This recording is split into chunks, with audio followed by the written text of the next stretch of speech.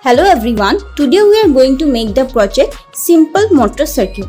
So in this project we are going to rotate a motor with the help of the battery. As soon as we will apply power supply to the pins of the motor will start rotating. So let us see the components. We need a breadboard, a fan, a DC motor, a battery snapper. So let us do the connection.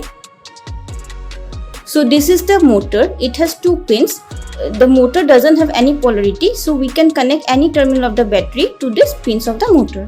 So place the motor on the breadboard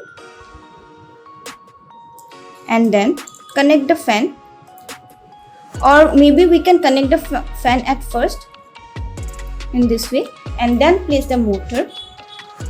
Now take the battery snapper,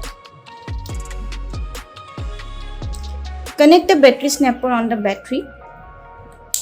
The red wire is the positive and the black wire is the negative. So we will connect it to the motor.